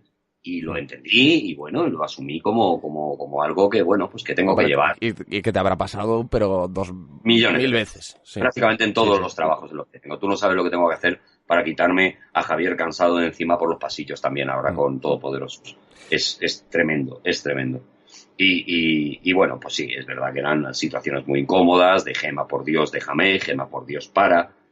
Sí, ha sido muy violento. Pero bueno, la profesionalidad de ambos os ha permitido llevar esta relación a buen puerto después de 10 años de trabajo juntos prácticamente, u 8 años. Eso dice mucho y muy bueno de vosotros. Ha ayudado muchísimo ya a que que eso mejore, claro, evidentemente. Ha sonado ahí una musiquita preciosa, me imagino que para ambientar el momento del que estamos hablando. He puesto en Facebook que te ponen esas mierdas de felicidades hace 2 años que eres amigo de no sé quién, y sin darme cuenta le he dado y se ha puesto, mira qué musiquita de mierda, mira. Sí. Pero esto qué alegría. Pero es un poco de pergamino, ¿no? De que entre un señor dando saltos y leyendo un pergamino. Sí, es un horror, mira. Ya está, perdona, ya dejo los deditos quietos, vale. Es que llevamos hablando un montón de rato, Fidalgo. Ay, a mí yo es que me lo paso muy bien. Ya, yo creo que esto no es comercial. A mí no me dan un duro por esto, ¿eh? Yo no tengo ni a Coca-Cola ni a nadie, ojalá, pero no tengo a nadie detrás. Comercial. Y entonces, Coca-Cola a este paso, después de escuchar este programa, seguramente lo vas a tener en tu vida. Ojo, no, es que este programa es verdad que el planteamiento es arriesgado, comercial no es, porque soy yo hablando con señores mucho tiempo. Claro. El tema es que los señores son muy interesantes, pero sí, soy yo charlando me fascina este programa. Te estaba hablando de este en concreto, no de los demás. Te estaba hablando de este en concreto. Yo creo que aquí es donde tú te hundes, Fidalgo. Este está siendo de mis favoritos, y seguramente lo será, pero no lo comentes mucho, esto no se puede saber. No hagamos esto. Ahora que tocamos el tema podcast, ¿cuáles son tus claves para hacer un podcast de éxito? ¿Qué consejos podrías dar tú? ¿Qué decálogo podrías darle tú a un podcaster en activo o a uno potencial? Pues ninguno. Estupendo, genial. Bueno, pues me lo anoto aquí. No tengo... No, yo no soy quien para dar consejos de nada y no lo hago nunca, jamás en la vida. Y el único consejo que yo sí soy capaz de aportar alguno, lo podría aportar pues para alguien con el ejemplo de lo que tú haces o del trabajo que tú estás haciendo y que alguien decida que tu trabajo le gusta y pretenda bueno, pues asemejarse o algo así, pero yo no me considero quien para dar consejos de nada en un podcast. Yo sí que creo, si quieres que hablemos del universo podcast, por favor. Sí que creo que está pasando una cosa muy bonita y que es que los podcasts que empezaron lógicamente con un proceso bastante lógico, siendo una cosa, pues como empezamos nosotros, una reunión de colegas que se juntan para hablar de cosas, pues poco a poco se van profesionalizando. Ya cada vez escucho podcasts de gente que ha ido aprendiendo a base de hacer micrófono, que es como se aprenden estas cosas. Han ido aprendiendo y estos podcasts que yo escuchaba al principio y decía, bueno, pues evidentemente son gente amateur, cada vez me van pareciendo más profesionales, más interesantes, van cuidando más los contenidos, los tonos, la manera de transmitir, van aprendiendo, ¿no? Uh-huh. Y me parece muy interesante, soy gran oyente de podcast, escucho casi todo lo que hay, me fulmino la podcastfera y me parece que una de las cosas que sí ha aprendido el podcaster es la libertad que te da el podcast de hacer el contenido que te dé la gana. Algo que la radio comercial pues no se puede permitir, ¿no? Evidentemente, a cambio, ellos cobran dinero por hacer lo que están haciendo y los podcasteros no lo están cobrando, por lo menos por ahora, porque yo creo que el camino va hacia la monetización también del podcast.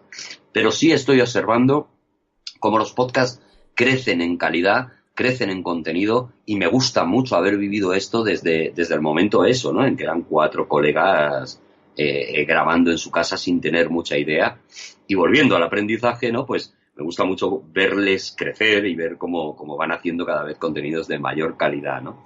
Me emociona muchísimo. ¿Tú crees que llegaremos a lo de Estados Unidos? Es que en Estados Unidos, bueno, hay muchísimos podcasters que viven y muy bien de sus podcasts. No se puede parar el mar con las manos, o sea, la radio, a la radio le está pasando lo que le pasó en su momento a la música, cuando llegó Internet, pues las compañías discográficas se empeñaban en que eso no iba a cambiar nada y efectivamente hoy todos sabemos que lo cambió todo, absolutamente todo.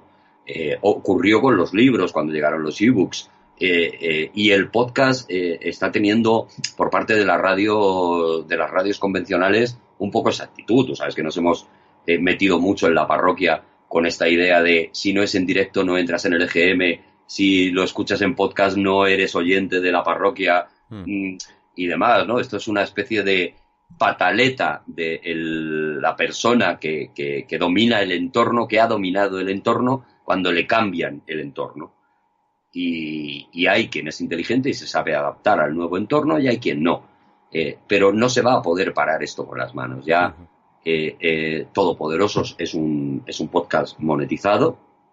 Afortunadamente la Fundación Telefónica en su momento pues tuvo la idea de decir, venga, venid a hacerlo aquí y a cambio pues nosotros vamos a posibilitar que exista Todopoderosos y que se pueda hacer una vez al mes.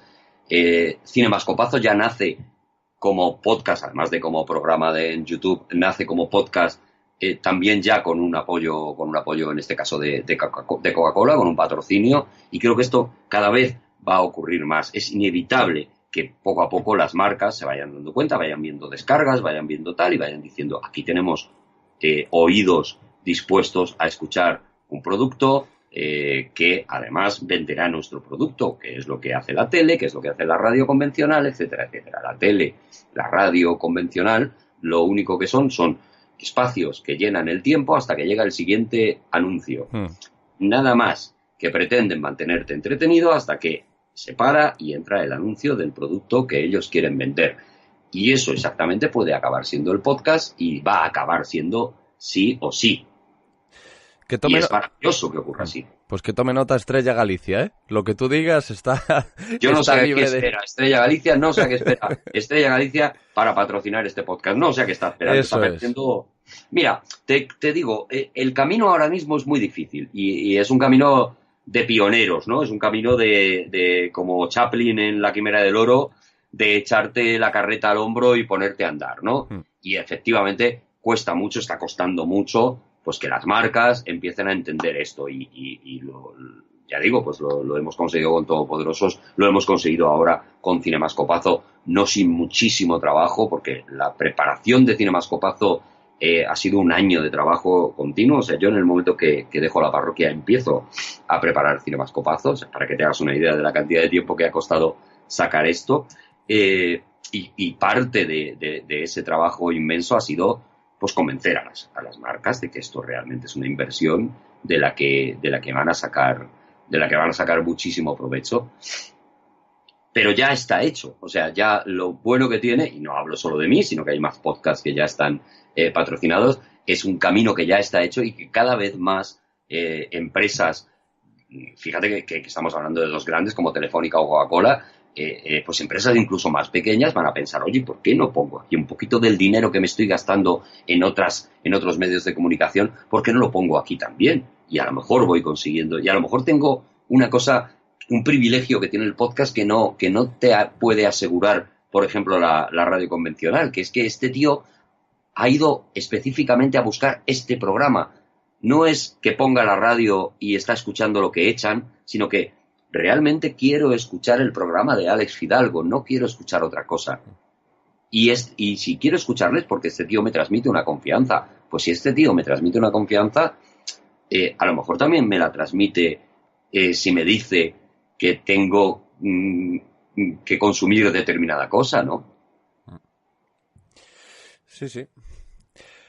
Arturo González Campos, mira, qué formalismo tan de radio cuando vas a despedir, decir el nombre y los apellidos. José Manuel Pérez López. Un poco como déjanos tu teléfono, ya te llamaremos. O sea, he notado que me estás cortando. Ya. No, me alegro por los oyentes. Pero si has dicho tú 4 o 5 veces, oye, estamos hablando mucho, como diciendo, yo creo que ya está bien. Estoy quedando largo y te lo van a decir en todos los comentarios. De eso, nada.